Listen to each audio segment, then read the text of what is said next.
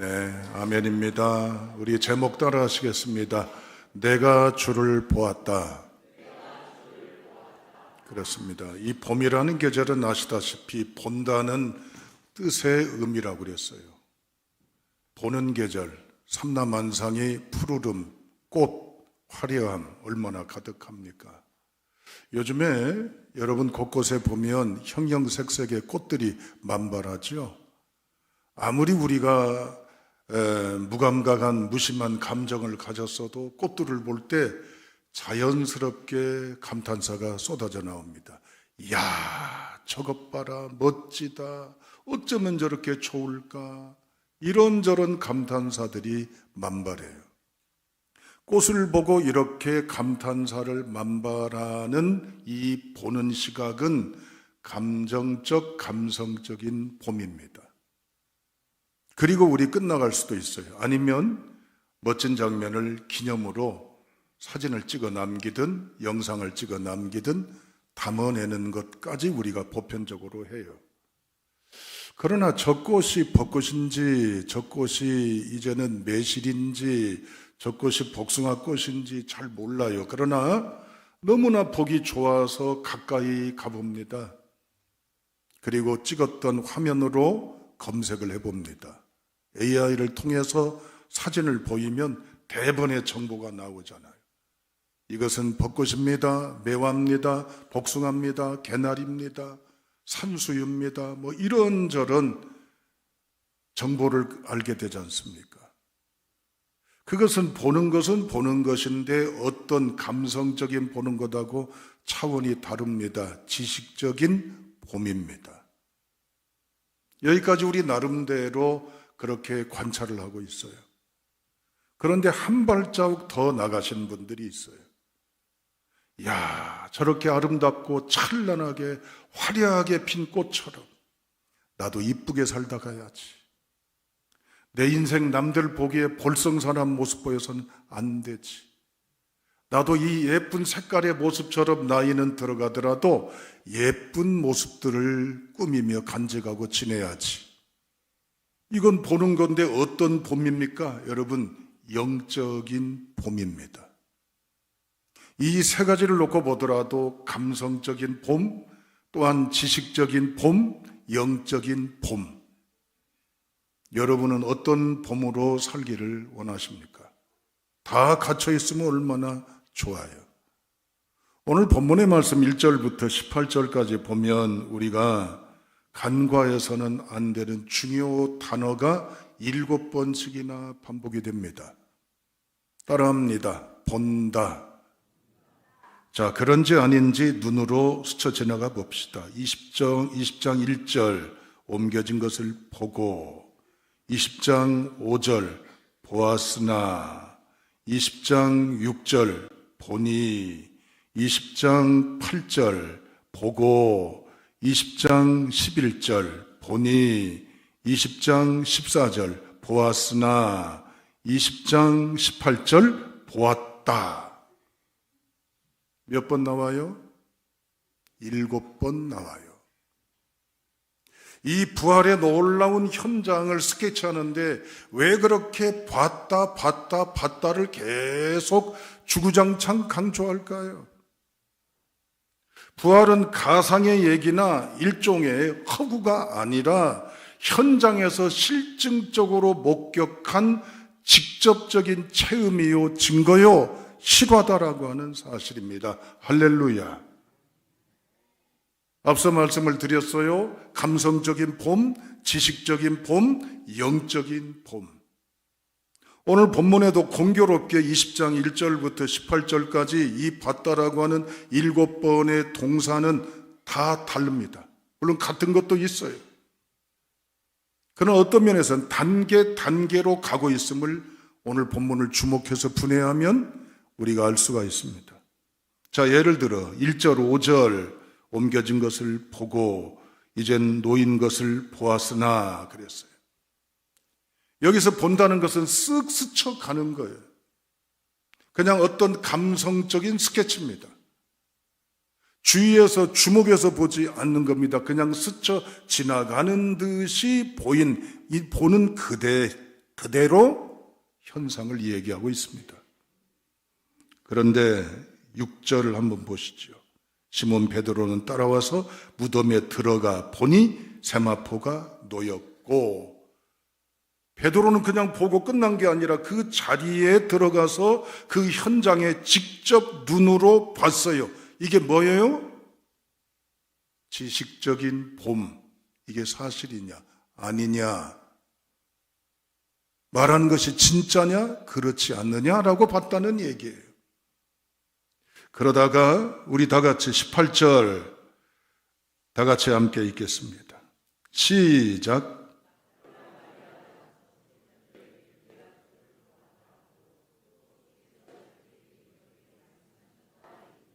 아멘. 내가 주를 보았다.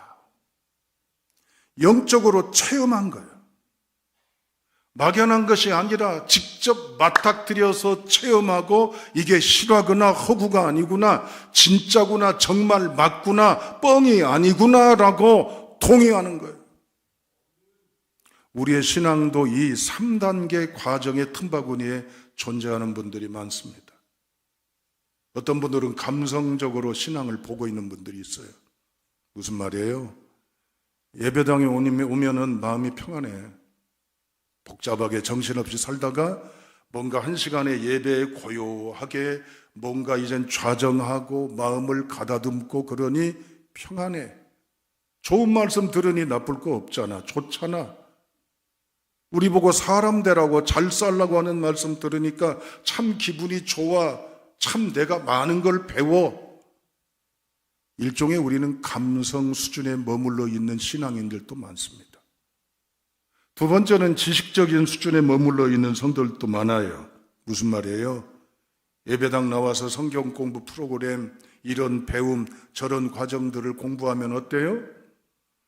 내가 더 커가는 느낌이 들어요.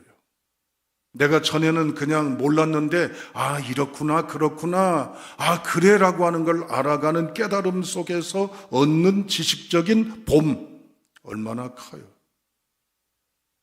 그러나 여기서 한 발자국 더 나가지 않으면 안 돼요.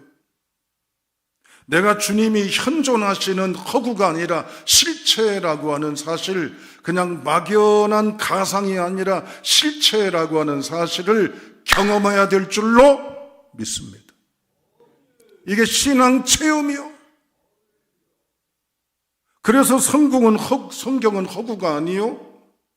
그냥 먼 나라 딴 얘기, 그냥 명심보감, 단순한 이제는 금언록이 아니라 하나님이 계시는구나, 하나님이 역사하시는구나, 하나님이 이렇구나라고 하는 걸 부인하지 않고 동의할 수 있는 고백, 이게 때로는 왔다 갔다 할 수도 있지만 이 체험이 우리 가운데 있어야 될 줄로 압니다. 오늘 막달라 마리아는 이 주님을 체험했습니다. 그러나 부활하신 주님을 만나기 전에 막달라 마리아는 어떠했을까요? 5절 11절 두 절을 한번 연결지어서 읽어보도록 하겠습니다. 20장 5절 11절입니다. 시작. 구부려 세마포 놓인 것을 보았으나 들어가지는 아니하였더니. 11절.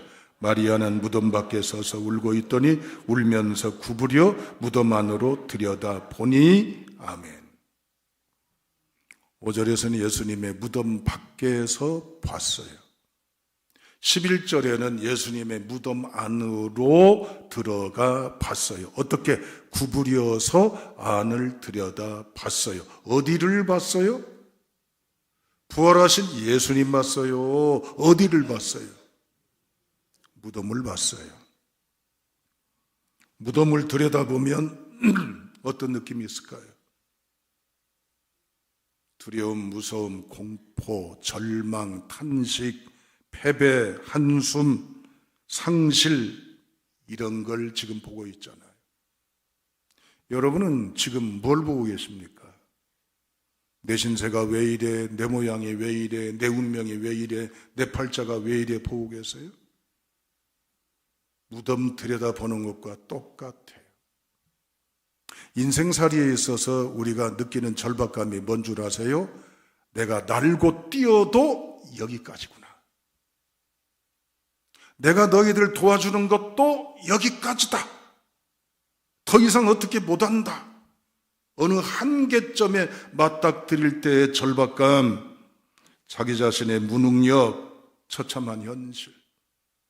내가 아무리 몸부림쳐도 아무리 살아도 이것밖에, 이 정도밖에, 이 여건밖에 안 되는 현실 앞에 있습니다. 무덤밖에 못 보잖아요. 우리 죽으면 결국 무덤입니다. 납골당을 가시든 수목장을 하시든 바다에 뿌려지든 강물에 떠나보내든 매장을 하시든 결국 그것이요. 아무리 가족들이 몸부림쳐도 장례식까지밖에 못 해줘요. 아무리 최고의 옷을 입혀드려도 그건 일종의 수위밖에 안 돼요. 마리아는 지금 그렇습니다. 얼마나 절망과 탄식 속에 있겠습니까? 여러분, 이 20장에서 9장을 쭉 앞질러 가면 요한복음 11장의 평행이론처럼 거의 유사한 장면 하나가 나옵니다. 누구죠? 예수님의 절친 나사로의 죽음입니다. 요한복음 11장 39절에 이제 나사로의 여동생인 마르다가 예수님에게 이렇게 말합니다. 죽은 지 나흘이나 되었습니다. 냄새가 납니다. 여기서 우리 한계를 느끼잖아요.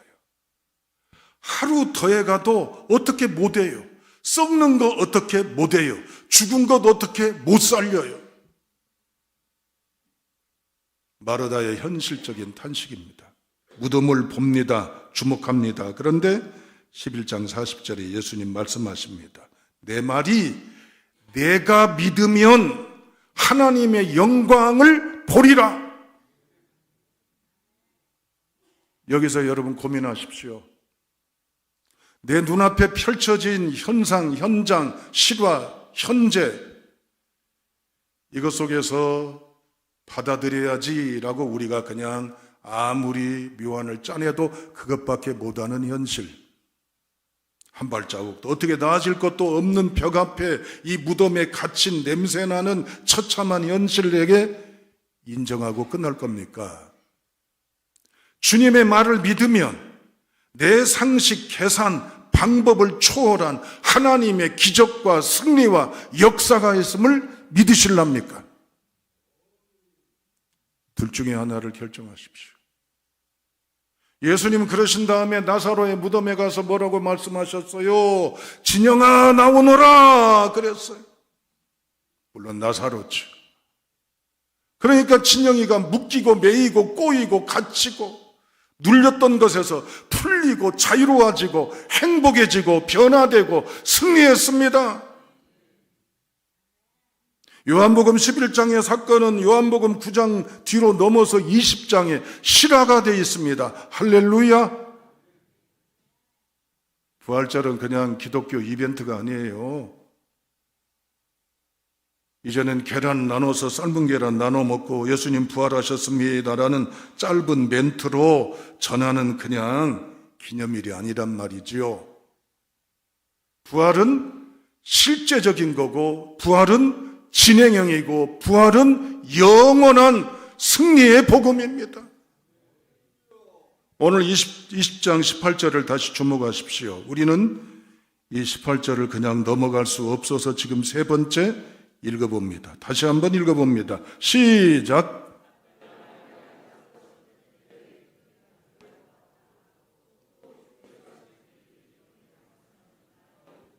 아멘.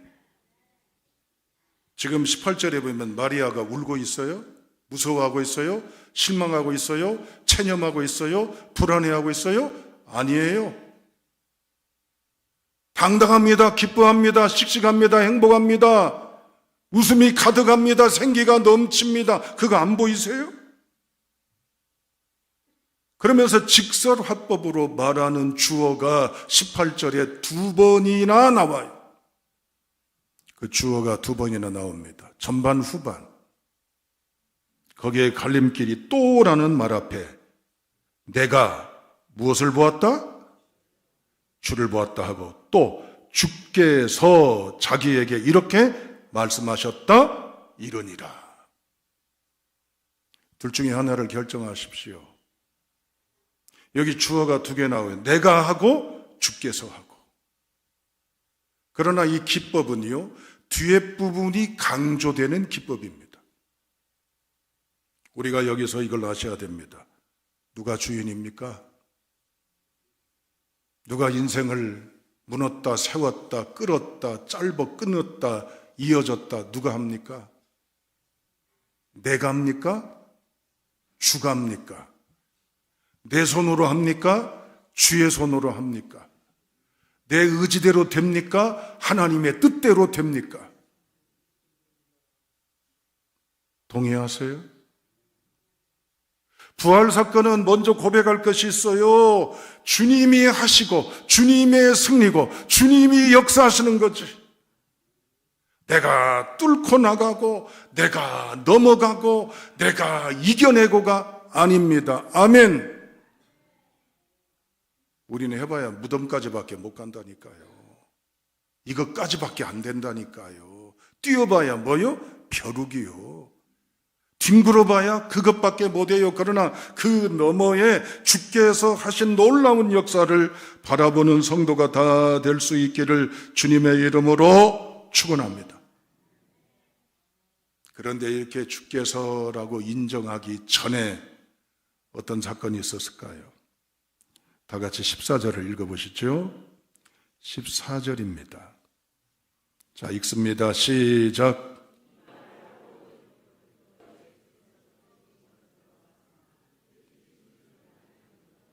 아멘. 예수님은 지금 어디 계신 거예요? 14절을 읽어보시니까. 예? 예수님은 지금 어디 계신 거예요? 예수님은 지금 우리에게 어디 계신 거예요? 전라도 말로 뽀짝. 어디에? 뒤에, 내 곁에. 고개만 돌리면 뭐하는 곳? 보이는 곳. 세상의 인생의 지혜로 그런 말이 있어요. 조금 차이가 엄청난 차이다. 여러분, 이 말을 우리는 새김해야 됩니다. 여러분, 물은 100도에서 끓어요. 99도까지 아무리 가열이 된다 할지라도 1도 차이입니다. 99도와 100도의 1도 차이지만 끓느냐 아니냐입니다. 여러분, 이제는 어느 공항에서 출발한 비행기가 1도의 목적지의 편차는요, 그냥 1도가 아니에요. 목적지 도착지가 완전히 달라져 버려요. 우리가 운행하는 차 핸들을 조금만 틀어보세요. 조금이지요? 진행하면 어떻게 돼요? 이탈해요. 사고 나요. 불행해져요.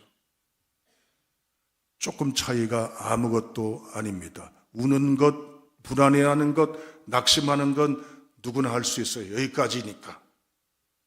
그러나 여기 곳에서 고개를 돌려 주님을 몰랐지만은 고개를 돌리는 것 아무나 못해요. 그러나 우리는 할 수 있어요.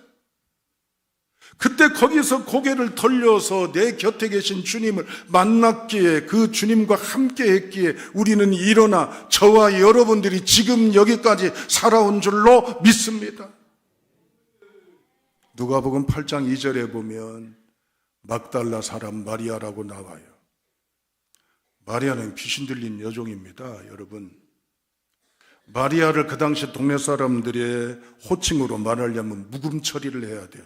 미친 삐, 귀신 들린 삐, 또라이 삐. 사람들이 사람 취급 안 했어요. 여인으로서의 옷매무새 못합니다. 풀어헤치고 머리 풀어헤치고 이상한 소리하고 자해하고 사람들 앞에 괴성을 지르고 나타나면 그야말로 공포의 대상, 혐오의 대상, 저주의 대상했던 이 여인, 7 귀신 들렸다고 성경은 적나라하게 이야기하잖아요. 그런데 16절 예수님이 이렇게 마리아를 부르십니다. 마리아야. 16절 드디어 사람의 이름을 불러줍니다. 미친 삑도 아니고 정신병자 삑도 아니고 귀신 들린 삑도 아니고 마리아라고 불러주시고 18절에 17절에 가서 내가 내 아버지 곧 너희 아버지 내 하나님 곧 너희 아버지께로 올라간다고 전하라고 말씀하시고, 사람들에게 거부의 대상이었던 마리아는 주님을 만나 주 앞에 변화된 역사에 놀라운 주님을 보는 장면입니다. 결론입니다. 부활은 이젠 단순한 이벤트가 아닙니다. 부활은 무덤 속을 향하고 보고 그 속에 갇혀있고 멈춰있는 우리의 삶을 바꿔놓는 승리의 이야기의 주인공 마리아, 진영이가 바로 여러분들이고, 내가 본 신앙의 체험과 선언과 고백이 우리의 증거가 되는 현장인 줄로 믿습니다. 얼마나 힘드십니까, 여러분? 몸부림쳐도 거기까지밖에 안 되고 한 발자국 나갈 수도 없고 나아질 리 만무하는 그 현실 앞에 얼마나 여러분 한탄하고 낙심합니까? 주님이 곁에 계십니다. 주님 보십시오. 주어를 바꾸십시오. 하나님이 역사하고 하나님이 함께 하시면 죽음의 한계를 넘어 승리하신 증거가 우리 삶의 체험대에는 보는 고백이 될 줄로 믿습니다. 이 고백으로 향해 선포 선언 소망하시는 결단의 성도가 다 되시기를 주님의 이름으로 축원합니다.